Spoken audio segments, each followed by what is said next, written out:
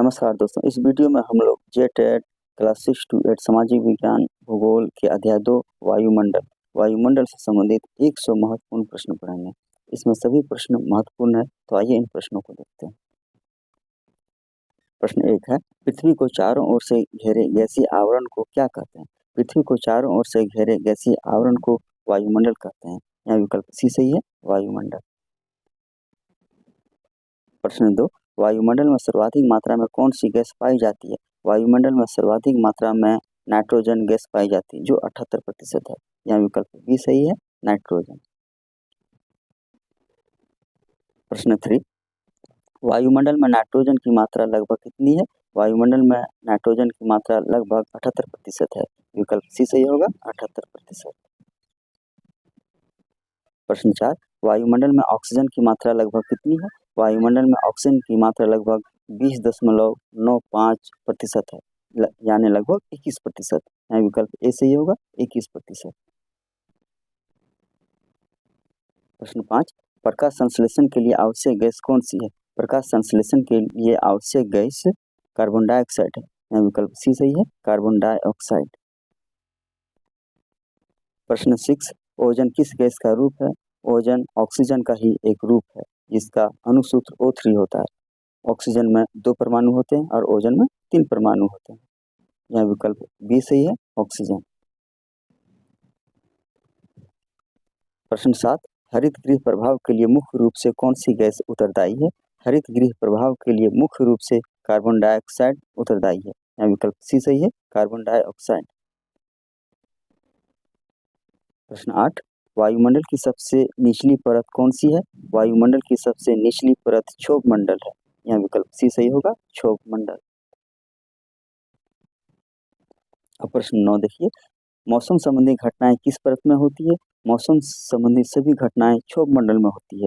यह विकल्प बी सही होगा, क्षोभ मंडल। प्रश्न 10, क्षोभ मंडल की ऊपरी सीमा क्या कहलाती है? क्षोभ मंडल की ऊपरी सीमा ट्रोपोपॉज कहलाती है। यह विकल्प बी सही है, ट्रोपोपॉज। अगला सवाल है प्रश्न 11, ओजोन परत किस मंडल में स्थित है? ओजोन परत समताप मंडल में स्थित है। यहाँ विकल्प बी सही होगा, समताप मंडल। प्रश्न 12, जेट विमान या वायुयान सामान्यतः किस मंडल में उड़ते हैं?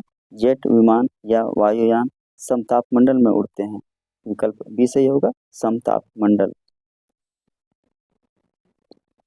प्रश्न 13, उल्कापिंड किस मंडल में जलकर नष्ट होते हैं? उल्कापिंड मध्य मंडल में जलकर नष्ट होते हैं। विकल्प बी सही होगा, मध्य मंडल। प्रश्न 14 देखिए, वायुमंडल की सबसे ठंडी परत कौन सी है? वायुमंडल की सबसे ठंडी परत मध्य मंडल होती है।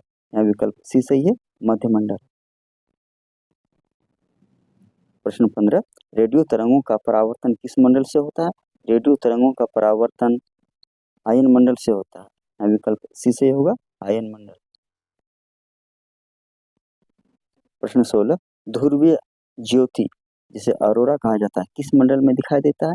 ध्रुवीय ज्योति आयन मंडल में दिखाई देता है। आयन मंडल को ही तापमंडल भी कहा जाता है। यहाँ विकल्प बी सही होगा, तापमंडल या आयन मंडल।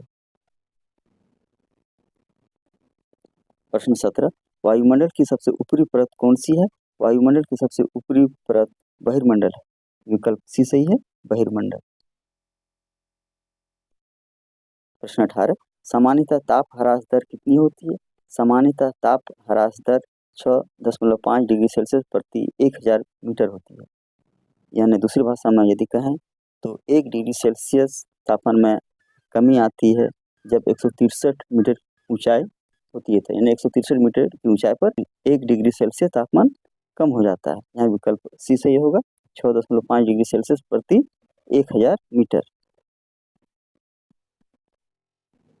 प्रश्न 19, वायुमंडल का लगभग 75% द्रव्यमान किस परत में पाया जाता है? वायुमंडल का लगभग 75% द्रव्यमान क्षोभ मंडल में पाया जाता है। विकल्प बी सही होगा, क्षोभ मंडल। प्रश्न 20, ओजोन परत सूर्य की किस किरण को रोकती है? ओजोन परत सूर्य की पराबैंगनी किरण को रोकती है। विकल्प सी सही होगा, पराबैंगनी किरण। प्रश्न 21, ओजोन परत के क्षरण का मुख्य कारण क्या है? ओजोन परत के क्षरण का मुख्य कारण CFC है, जिसे क्लोरोफ्लोरोकार्बन भी कहा जाता है। यहाँ विकल्प बी सही होगा, CFC। प्रश्न 22, CFC का पूरा नाम क्या है? CFC का पूरा नाम क्लोरोफ्लोरोकार्बन है। यहाँ विकल्प ए सही है, क्लोरोफ्लोरोकार्बन। प्रश्न 23 देखिए, पृथ्वी के ऊर्जा का मुख्य स्रोत क्या है? पृथ्वी के ऊर्जा का मुख्य स्रोत सूर्य है। यहाँ विकल्प बी सही होगा, सूर्य। प्रश्न 24, प्राप्त सौर विकिरण को क्या कहा जाता है?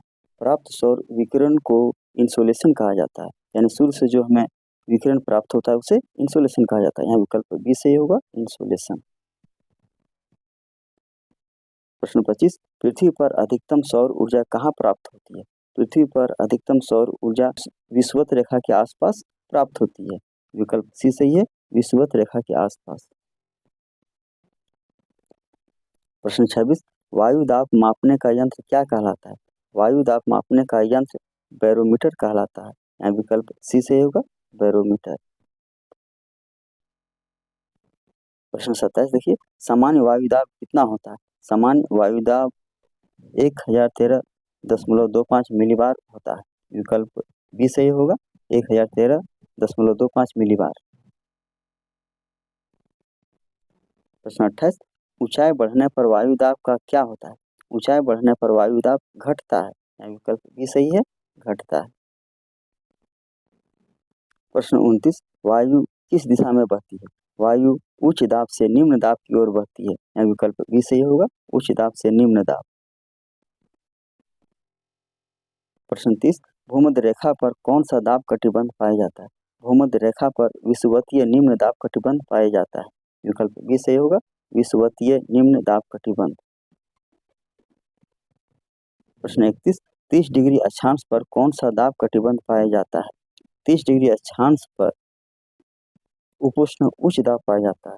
यह 30 डिग्री उत्तरी और दक्षिणी दोनों अक्षांशों पर पाया जाता है। यहाँ विकल्प बी सही होगा, उपोष्ण उच्च दाब। प्रश्न 32, 60 डिग्री अक्षांश पर कौन सा दाब कटिबंध पाया जाता है? 60 डिग्री अक्षांश पर उत्तरी एवं दक्षिणी दोनों कटिबंधों पर उपध्रुवीय निम्न दाब पाया जाता है। यहाँ विकल्प ए सही होगा, उपध्रुवीय निम्न दाब। प्रश्न 33, ध्रुवों पर कौन सा दाब कटिबंध पाया जाता है? ध्रुवों पर ध्रुवीय उच्च दाब कटिबंध पाया जाता है। यहाँ विकल्प सी सही है, ध्रुवीय उच्च दाब। प्रश्न 34, डोल ड्रम किसे कहा जाता है? डोल ड्रम विषुवतीय निम्न दाब क्षेत्र को कहा जाता है। यह भूमध्य रेखा के आसपास पाया जाता है। 5 डिग्री से 10 डिग्री उत्तरी एवं दक्षिणी दोनों अक्षांशों के बीच का जो शांत क्षेत्र होता है वो डोल ड्रम कहलाता है। यहाँ विकल्प सी सही होगा, विषुवतीय निम्न दाब क्षेत्र। प्रश्न 35, हॉर्स लैटिट्यूड किसे कहा जाता है? हॉर्स लैटिट्यूड अर्थात अश्व अक्षांश 30 डिग्री से 35 डिग्री उत्तरी एवं दक्षिणी दोनों अक्षांशों में पाया जाता है। यहाँ विकल्प ए सही होगा, उपोष्ण उच्च दाब क्षेत्र। प्रश्न 36, पृथ्वी के घूर्णन के कारण पवनों के मुड़ने को क्या कहते हैं? पृथ्वी के घूर्णन के कारण पवनों के मुड़ने को कोरियोलिस प्रभाव कहा जाता है। विकल्प सी सही होगा, कोरियोलिस प्रभाव। प्रश्न 37, कोरियोलिस प्रभाव की व्याख्या किसने की थी? कोरियोलिस प्रभाव की व्याख्या गैस्पार्ड कोरियोलिस ने की थी। विकल्प सी सही है, गैस्पार्ड कोरियोलिस।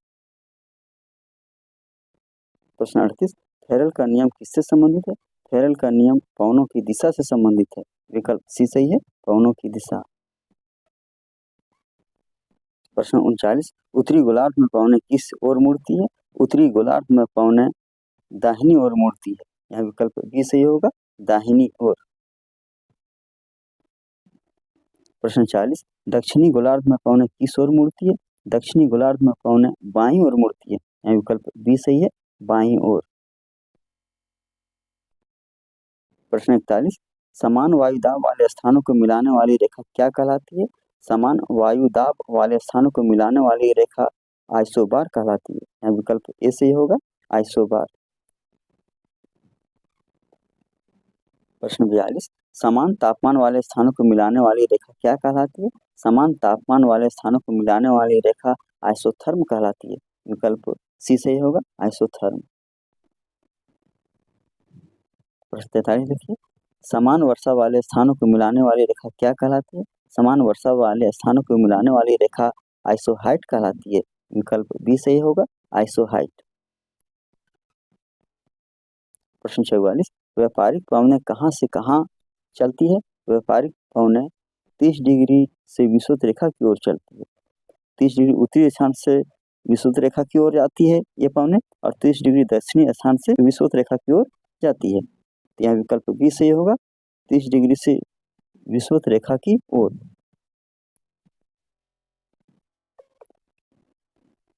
प्रश्न 45 देखिए, उत्तरी गोलार्ध की व्यापारिक पवनें किस दिशा में चलती है? उत्तरी गोलार्ध की व्यापारिक पवनें उत्तर पूर्व से दक्षिण पश्चिम की ओर चलती है। यहाँ विकल्प बी सही है, उत्तर पूर्व से दक्षिण पश्चिम। प्रश्न 46, दक्षिणी गोलार्ध की व्यापारिक पवनें किस दिशा में चलती है? दक्षिणी गोलार्ध की व्यापारिक पवनें दक्षिण पूर्व से उत्तर पश्चिम की ओर चलती है। विकल्प ए सही होगा, दक्षिण पूर्व से उत्तर पश्चिम। प्रश्न 47, पछुआ पवनें किन अक्षांशों के बीच चलती है? पछुआ पवनें 30 डिग्री से 60 डिग्री अक्षांशों के बीच चलती है। ये दोनों अक्षांशों के बीच चलती है, 30 डिग्री से 60 डिग्री उत्तरी अक्षांश एवं 30 डिग्री से 60 डिग्री दक्षिणी अक्षांश। यहाँ विकल्प भी सही होगा, 30 डिग्री से 60 डिग्री। प्रश्न 48, पछुआ पवनें किस दिशा से चलती है? पछुआ पवनें पश्चिम से पूर्व की ओर चलती है। विकल्प बी सही होगा, पश्चिम से पूर्व। प्रश्न 49, ध्रुवीय पवनें किस दिशा से चलती है? ध्रुवीय पवनें पूर्व से पश्चिम की ओर चलती है। विकल्प बी सही है, पूर्व से पश्चिम। प्रश्न 50, गरजता चालीसा रोरिंग फोर्टिज किससे संबंधित है? गरजता चालीसा पछुआ पवनें है। जब दक्षिणी अक्षांश में 40 डिग्री पर तूफानी पवनें चलती है तो उसे गरजता चालीसा कहा जाता है, ये पछुआ पवन है। और जब यही पवन 50 डिग्री पर चलती है तो नाविकों के द्वारा इसका नाम प्रचंड 50 नाम दिया गया है। ये और भयावह पवनें होती है, और जब यही पवनें 60 डिग्री पर चलती है, 60 डिग्री दक्षिणी अक्षांश पर, तो इसे चीखता साठा नाम दिया गया। ये बहुत तूफानी और भयावह होती है। यहाँ विकल्प सी सही होगा, पछुआ पवन। प्रश्न 51, मानसून किस प्रकार की पवन है? मानसून मौसमी पवन है। विकल्प सी सही होगा, मौसमी पवन। प्रश्न 52, मानसून शब्द किस भाषा से लिया गया है? मानसून शब्द अरबी भाषा से लिया गया है। विकल्प सी सही है, अरबी। प्रश्न 53, मानसून शब्द का अर्थ क्या है? मानसून शब्द का अर्थ है ऋतु। विकल्प सी सही होगा, ऋतु। प्रश्न 54, भारत में ग्रीष्मकालीन मानसून किस दिशा से आता है? भारत में ग्रीष्मकालीन मानसून दक्षिण पश्चिम दिशा से आता है। कहने का मतलब है कि भारत में सबसे अधिक वर्षा किस मानसून से होती है? तो भारत में सबसे अधिक वर्षा दक्षिण पश्चिम मानसून से होती है। विकल्प बी सही होगा, दक्षिण पश्चिम। प्रश्न 55, भारत में शीतकालीन मानसून किस दिशा से आता है? भारत में शीतकालीन मानसून उत्तर पूर्व दिशा से आता है। विकल्प सी सही होगा, उत्तर पूर्व। प्रश्न 56, भारत में मानसून सबसे पहले कहाँ पहुंचता है? भारत में मानसून सबसे पहले केरल तट में पहुंचता है। ये 1 जून के आसपास पहुंच जाता है। यहाँ विकल्प डी सही होगा, केरल तट। प्रश्न 57, मानसून की वापसी सामान्यतः कहाँ से होती है? मानसून की वापसी सामान्यतः राजस्थान से होती है। विकल्प बी सही है, राजस्थान। प्रश्न 58, स्थल समीर कब चलती है? स्थल से समुद्र की ओर रात में चलती है। यहाँ विकल्प बी सही होगा, रात में। प्रश्न 59, समुद्र समीर कब चलती है? समुद्र समीर समुद्र से स्थल की ओर दिन में चला करती है। यहाँ विकल्प बी सही होगा, दिन में। प्रश्न 60 देखिए, स्थल समीर किस दिशा में चलती है? स्थल समीर स्थल से समुद्र की ओर चलती है। विकल्प बी सही है, स्थल से समुद्र की ओर। प्रश्न 61, समुद्र समीर किस दिशा में चलती है? समुद्र समीर समुद्र से स्थल की ओर चलती है? विकल्प बी सही होगा, समुद्र से स्थल की ओर। प्रश्न 62, घाटी समीर कब चलती है? घाटी समीर दिन में चलती है। विकल्प बी सही होगा, दिन में। प्रश्न 63, पर्वतीय समीर कब चलती है? पर्वतीय समीर रात में चलती है। यहाँ विकल्प बी सही होगा, रात में। प्रश्न 64, लू किस प्रकार की पवन है? लू गर्म एवं शुष्क पवन है। विकल्प बी सही होगा, गर्म और शुष्क। प्रश्न 65, लू भारत के किस भाग में चलती है? लू भारत के उत्तरी पश्चिमी भारत में चलती है। भारत के उत्तरी पश्चिमी भाग में चलती है। यहाँ विकल्प ए सही है, उत्तर पश्चिमी भारत।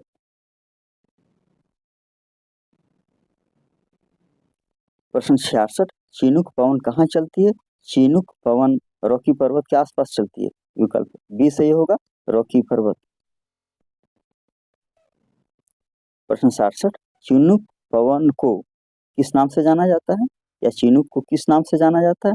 चीनुक को हिमभक्षी या हिमभक्षक के नाम से जाना जाता है। विकल्प बी सही होगा, हिमभक्षक।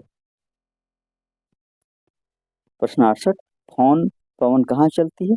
फोन पवन अल्पस पर्वत के आसपास चलती है। विकल्प सी सही होगा, अल्पस पर्वत। प्रश्न 69, मिस्ट्रल पवन कहाँ चलती है? मिस्ट्रल पवन फ्रांस में चलती है। विकल्प बी सही होगा, फ्रांस। प्रश्न 70, सिरोको पवन कहाँ से चलती है? सिरोको पवन सहारा मरुस्थल से चलती है। विकल्प बी सही होगा, सहारा मरुस्थल। प्रश्न 71, हरमटन पवन किस महाद्वीप में चलती है? हरमटन पवन अफ्रीका में चलती है। विकल्प सी सही होगा, अफ्रीका। प्रश्न 72, काल बैसाखी नॉर्वेस्टर किस क्षेत्र में प्रसिद्ध है? काल बैसाखी पश्चिम बंगाल एवं असम में प्रसिद्ध है। विकल्प सी सही होगा, पश्चिम बंगाल एवं असम।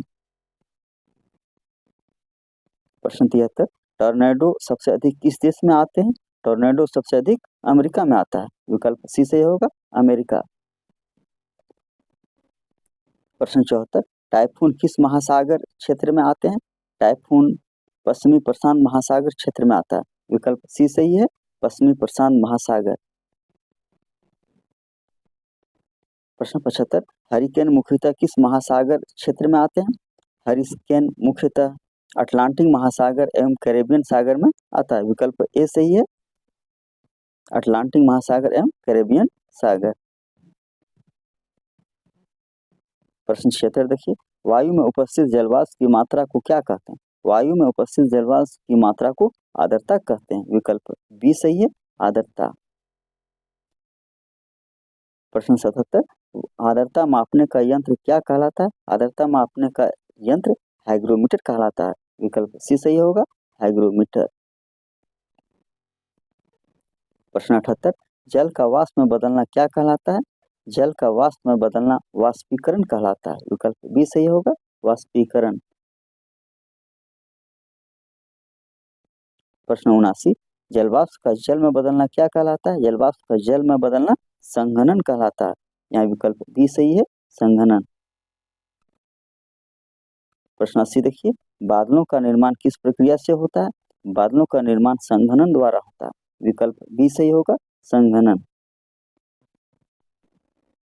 प्रश्न 81, ओस का निर्माण किस प्रक्रिया द्वारा होता है? ओस का निर्माण संघनन द्वारा होता है। यहाँ भी विकल्प बी सही है, संघनन। प्रश्न 82, कोहरा क्या है? धरातल के निकट बना बादल ही कोहरा कहलाता है। विकल्प बी सही होगा, धरातल के निकट बना बादल। प्रश्न 83, वर्षा का मुख्य स्रोत क्या है? वर्षा का मुख्य स्रोत जलवाष्प है। यहाँ विकल्प सी सही है, जलवाष्प। प्रश्न 84, संवहनीय वर्षा किस क्षेत्र में अधिक होती है? संवहनीय वर्षा विषुवतीय क्षेत्र में सबसे ज्यादा होती है। विकल्प बी सही होगा, विषुवतीय। प्रश्न 85, पर्वतीय वर्षा को अन्य किस नाम से जाना जाता है? पर्वतीय वर्षा को ओरोग्राफिक वर्षा के नाम से जाना जाता है। विकल्प सी सही है, ओरोग्राफिक वर्षा। प्रश्न 86 देखिए, भारत में सर्वाधिक वर्षा किस प्रकार की होती है? भारत में सर्वाधिक वर्षा पर्वतीय वर्षा होती है, जिसे ओरोग्राफिक वर्षा कहा जाता है। यहाँ विकल्प सी सही होगा, पर्वतीय वर्षा। प्रश्न 87, कृत्रिम उपग्रह मुख्यतः किस क्षेत्र में स्थापित किए जाते हैं? कृत्रिम उपग्रह बहिर्मंडल में स्थापित किए जाते हैं। विकल्प डी सही है, बहिर्मंडल। प्रश्न 88, तापमान मापने का यंत्र क्या कहलाता है? तापमान मापने का यंत्र थर्मामीटर कहलाता है। विकल्प सी सही होगा, थर्मामीटर। प्रश्न 89, पवन वेग मापने का यंत्र क्या कहलाता है? पवन का वेग मापने का यंत्र एनीमोमीटर कहलाता है। यहाँ विकल्प बी सही है, एनीमोमीटर। प्रश्न 90, वर्षा मापने का यंत्र क्या कहलाता है? वर्षा मापने का यंत्र वर्षा मापी यंत्र यानी रेनगेज कहलाता है। विकल्प सी सही है, रेनगेज।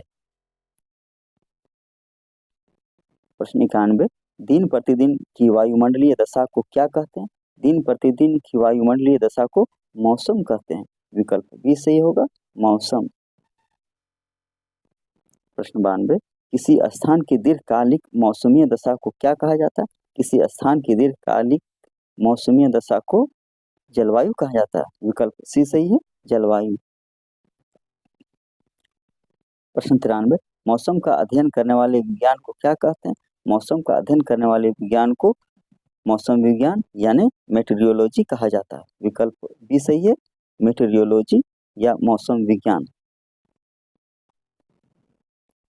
प्रश्न 94, जलवायु का अध्ययन करने वाले विज्ञान को क्या कहते हैं? जलवायु का अध्ययन करने वाले विज्ञान को जलवायु विज्ञान या क्लाइमेटोलॉजी कहा जाता है। विकल्प बी सही है, जलवायु विज्ञान या क्लाइमेटोलॉजी। प्रश्न 95 देखिए, एल नीनो या ला नीना का संबंध किस महासागर से? एल नीनो या ला नीना का संबंध प्रशांत महासागर से। यहाँ विकल्प सी सही होगा, प्रशांत महासागर। प्रश्न 96, वायुमंडल में पाई जाने वाली गैसों में सबसे भारी गैस कौन सी है? वायुमंडल में पाई जाने वाली गैसों में सबसे भारी गैस कार्बन डाइऑक्साइड। विकल्प सी सही होगा, कार्बन डाइऑक्साइड। प्रश्न 97, वैश्विक तापन ग्लोबल वार्मिंग का मुख्य कारण क्या है? वैश्विक तापन या ग्लोबल वार्मिंग का मुख्य कारण है हरित गृह गैसों की वृद्धि। हरित गृह गैस कौन कौन से? ग्लोबल वार्मिंग में उत्तरदायी जो गैस है वो कार्बन डाइऑक्साइड है, मीथेन है, जलवाष्प है, CFC है आदि। ये सब गैस हैं जो वैश्विक तापन में मदद करता है, यानी ज्यादा तापमान बढ़ाता है। इसलिए यहाँ विकल्प बी सही होगा, हरित गृह गैसों की वृद्धि। प्रश्न 98, अम्ल वर्षा के लिए मुख्य रूप से कौन सी गैस जिम्मेदार है? अम्ल वर्षा के लिए मुख्य रूप से सल्फर डाइऑक्साइड जिम्मेदार है। विकल्प सी सही है, सल्फर डाइऑक्साइड।